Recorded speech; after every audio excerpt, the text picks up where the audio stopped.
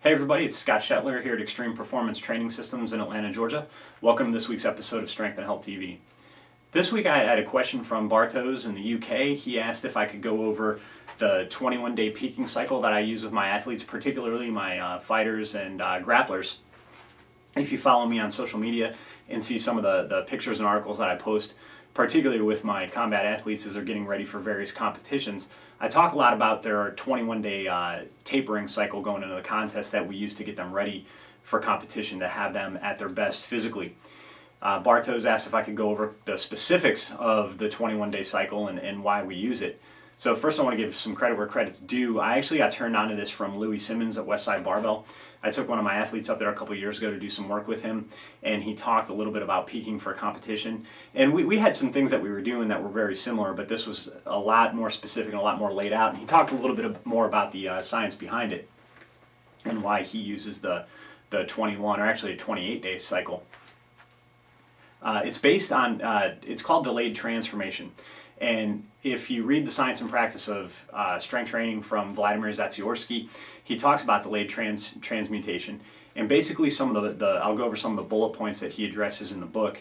And basically delayed transformation cycle lasts for 2 to 6 weeks, with the average being 4 weeks. So it's a true mesocycle. It's often referred to as the realization or the pre-competition cycle. And basically it's a period of detraining going into a competition. And the reason that you do that is when you're training at really high levels and you're pushing yourself really hard, you accumulate fatigue over time. So you're not at your best. Even though you're training at a really high level, this accumulation of fatigue prevents you from performing at your best. And what they found is in order for the adaptation to occur from those heavier training sessions, those training cycles, you need to go through a period of detraining to allow your body to rest and recover so that it adapts to all those training stresses, and now you can actually realize those strength gains during that cycle. So that makes sense. Your training is going up, your loading is going up, your intensity is going up, but your physiology is kind of getting worn down. You know, you're almost bordering an overtraining state at this point because you've accumulated so much stress. So rather than running that right up to your competition, you actually start to taper and deload the training load so that the body recovers, because you can't just take one day off and then boom, you're at your highest level of preparedness and you're ready to go. They found is that it takes a full cycle to transmute those physical qualities into your contest readiness. So the way that Louis explained it to me was he does a 28-day cycle where 28 days out they reduce their loading to about 50%. He calls this a double delayed transformation.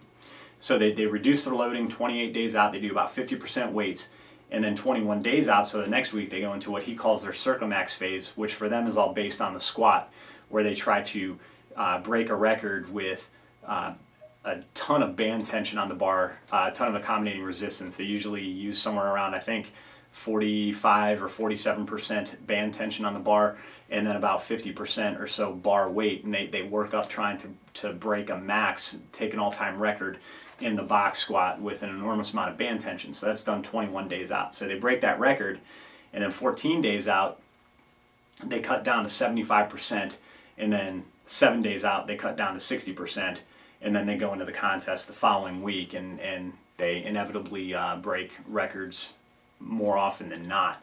So he said it's really allowed them to really make sure that they're not missing weights at contests due to a lack of preparation. So we kind of went over this, and I started applying it to my athletes when we got back, and that's essentially what we do. Now he works the bench press and the deadlift in there, but he bases everything mainly off the squat, and then he works in some various things for the deadlift and the bench as they're going through that delayed transformation phase, and works really well. And I've actually experimented with that with a lot of the power lifters that I train, and it's allowed us to hit PRs meet after meet, 90-95% of the time. Usually if a lift is missed, it's due to a technicality and not because the lifter wasn't strong enough to lift the weight, provided that we're selecting the appropriate weights based on our training cycle. But I want to talk a little bit more specifically about my combat athletes, and two of the ones that I've recently used this strategy with. One of my Brazilian Jiu-Jitsu athletes, Logan, who actually just finished his delayed transformation cycle this week and is heading off to the IBJJF no-gi World Championships here this coming weekend. So we just finished, he's leaving to go to California tomorrow for it. So we literally just finished his cycle. And then his teammate, one of my MMA fighters, Ryan, who for his last fight, we implemented this cycle and had him feeling really good on fight day. And I told him the goal with this is, you should feel like you're ready to go pull a deadlift max that day. You should feel so amped up and ready to go because of this period of deloading.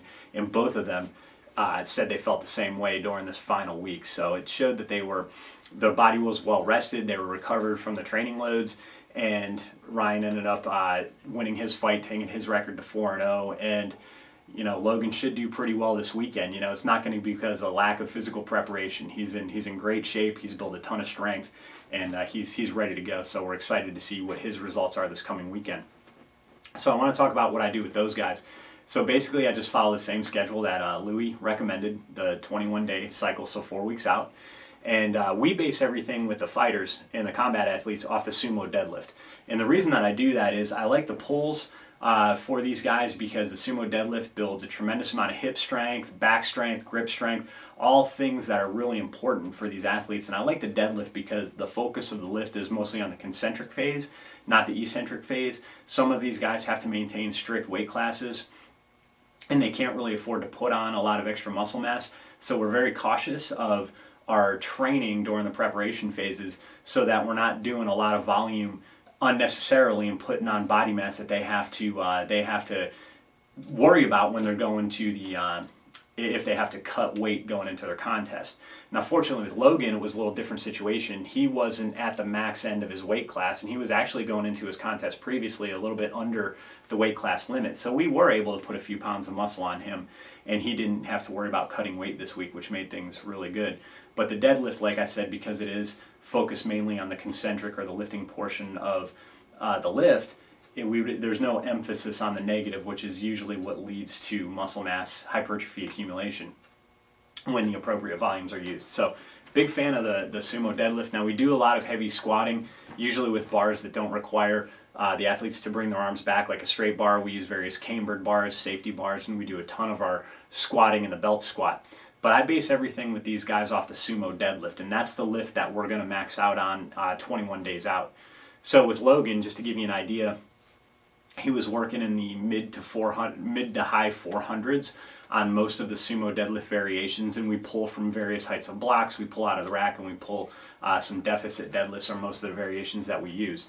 So what we did on when he was 21 days out for his heaviest training day, we broke an all-time record in the sumo deadlift, and what I did with him is I put 115 pounds of band tension on the bar, and I put an additional 40 pound of chain on the bar, and I had him take a max. So this was a lift he had never done, so he was going to break a record or set a record, and he wouldn't really fail. We're programming him for success by doing that. So he ended up pulling 405 pounds on the bar with 115 pounds of band tension and 40 pounds of chain on the bar. So that gave him an additional 155 pounds at the lockout. So it was a big lift, it was a big strain, and it created a lot of stress, and it did exactly what we needed to do. So we went on, we finished the workout, we kept the volume on the accessory movements high, and then we went into his delayed transformation phase after that. So 14 days out, we just simply did that same lift, but we reduced the intensity to 75%. So we dropped the bar weight down to 75%, and we ended up doing multiple sets of doubles. I think we ended up doing 3 or 4 sets of doubles, something like that, with just to get the appropriate volume in with 75% weight. And then we cut down to the point where it's 7 days out. So week 3, we took them down to 60% of that bar weight, same lift, so we could monitor the intensity really easily. And I think he did 5 reps with that weight. I think it was 2 doubles and a single. So we reduced the intensity, we reduced the volume as we tapered down over those 3 weeks. And in addition, with his accessory work, we still pushed the accessory work hard, but we did reduce the accessory work a little bit. We reduced the intensity on some of his pressing exercises, and that took us into this week going into the contest. Now, the way that Logan trains, and this is how I train most of my fighters, in my combative athletes is we have 2, maybe 3 strength training days a week, because we've got to take into account the amount of work that they're doing in their sport-specific training, in their jiu-jitsu and their MMA training. So with most of my combat athletes, I have 2 days a week. One day is a maximal effort day, where we're going to take a max on some sort of deadlift or some sort of squat variation. For presses, we don't do a ton of max work, but we'll typically work heavy 3s or heavy 5s in a floor press or something like that. And then we do a lot of accessory work with various types of presses, kettlebell presses, floor presses. We just got a lot of variety in the exercises that we implement.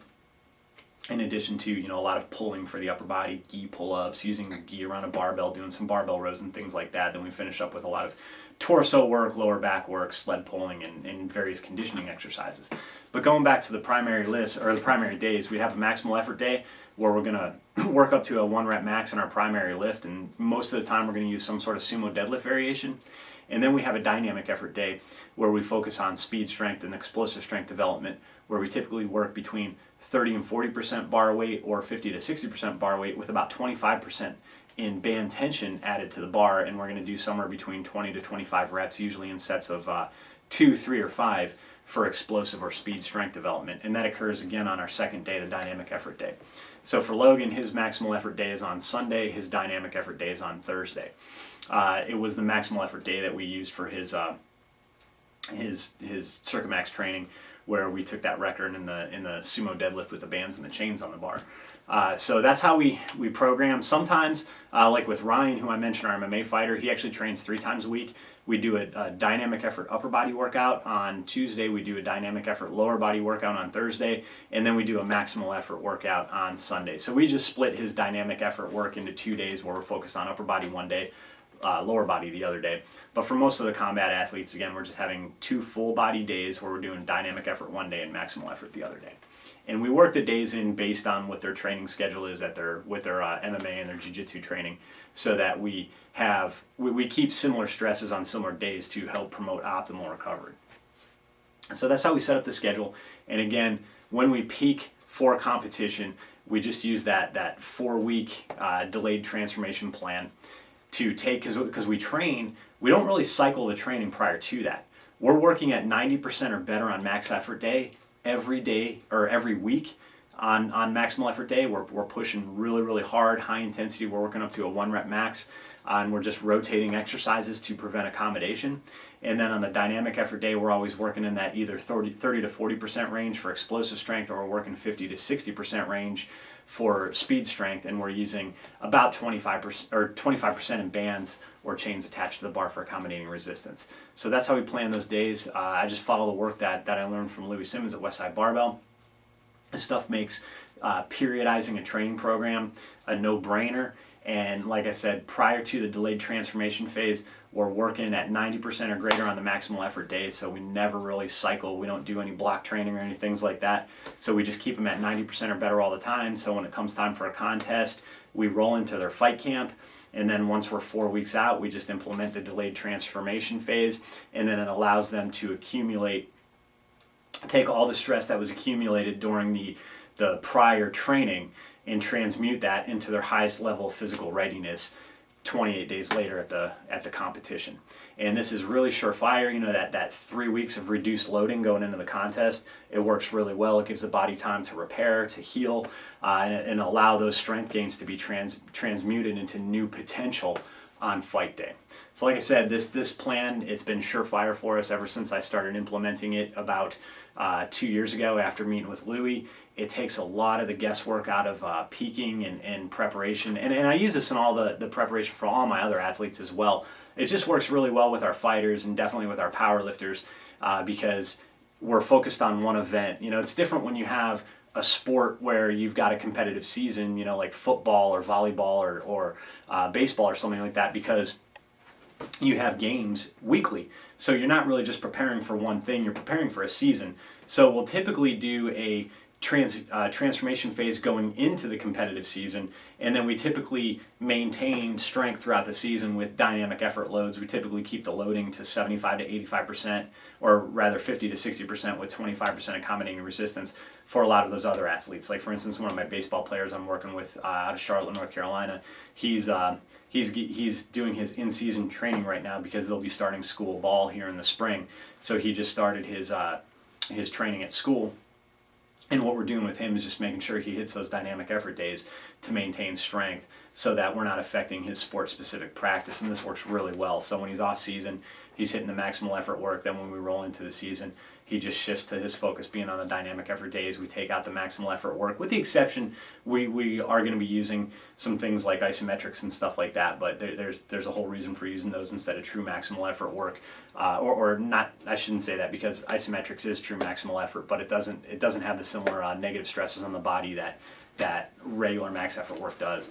But then when we go into these sports that have a competitive season, we just keep the dynamic effort loads going, and that helps them maintain strength and progress because the volume that's done with the dynamic effort loads is correct based on their maximal effort weights. So it allows them to keep their strength up throughout the season without negatively affecting their specific performance. So again, hopefully that gives you a little bit of look at the way that I peak my combative athletes for their competitions. And if you got any questions, always please leave them in the comments section below. If you got any suggestions like Bartosz had for any future show topics, please leave those in the comments section below, or just reach out to me online. And as always, hope you enjoyed this week's video, and stay strong and stay healthy.